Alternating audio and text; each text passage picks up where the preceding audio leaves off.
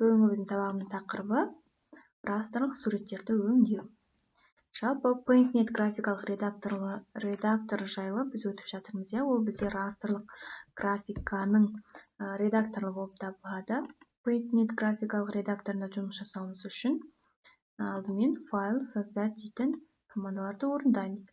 Бізден алдымен мысалы ұзындығымен нені сұрайды. Өзімізге қажеттілігінше пиксель түрінде көрсетіліп тұр. Осы жерде мысалы өзіміз жазамыз 900-ге 800 деген сияқты.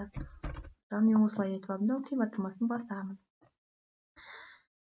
Бүгінгі сабағымызда жалпы біз суреттерді өңдеу, яғни суретті қалай өңдеуімізге болады. Оның дайын суретті қойып, түсін қанық етуге немесе жарықтығын реттеуге, қандай да бір мысалы черно-белый етуге деген сияқты әртүрлі әсерлер беруімізге болады екен балалар. Суретті өңдеу барысында біз коррекция және эффекті бөліктерін қолданамыз.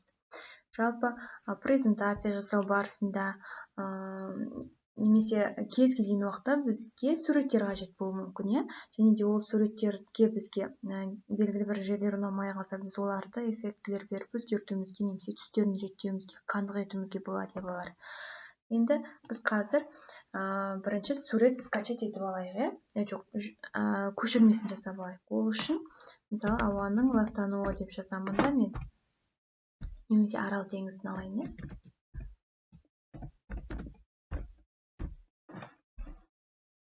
бір сурет алайын. Мысалы, мына бір суретті алайын да, көшірмесін жасайын. Копировать етейін, және де мұнда қояйын.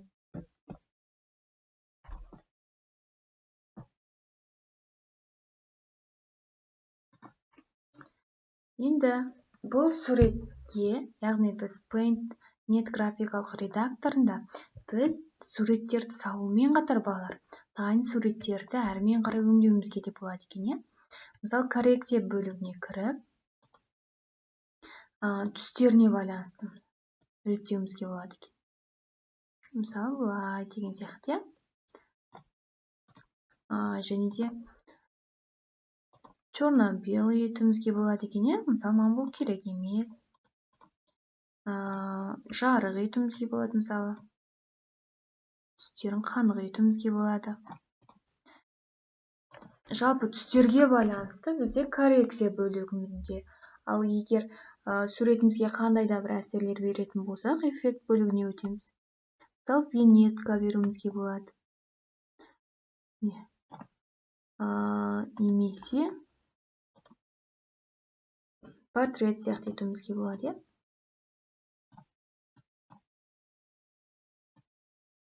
Суретіміз өзгеріп жатыр, балалар, көріп жатырсыздар ма? Енді, мысалы, художественный дейтін бөлікте де бар.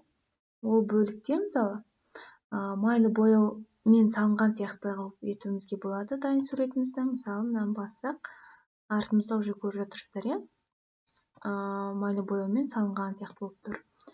Кистпен грубостың өңдеу арқылы суретіміз қылқаламмен салынған сияқты болып тұр, майлы бояумен бояп. Енді осыны мысалы карандашпен бояған сияқты қылып салуымызға да болады екен.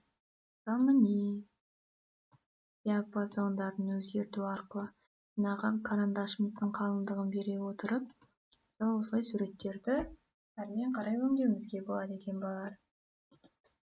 Мен осылай қалдырамын да. Енді бұл суретімді сақтауым үшін сохранить как батырмасын басамын. Өзіме қажет жерді көрсетемін. Мысалы, бұл менде Арал теңізі. Сақтаймын да. Осыны кез келген уақытта қолдануыма болады екен балалар. Жауабында жаңағы суретімді қайтадан ашып көруіме болады. Яғни кез келген уақытта презентацияма, тағы да басқа жерлерге осы суреттерімді алып қоюыма болады екен. Оның ашылуын өзіміз таңдаймыз. Мысалы, Paint'те ашсамыз ба, немесе сурет ретінде ашуыма да болады. Бұл суретімді апарып қойып, қырқып реттеп, презентацияма тағы да басқа өзім мақсаттарымен қолдануыма болады. Бұл өңделген сурет.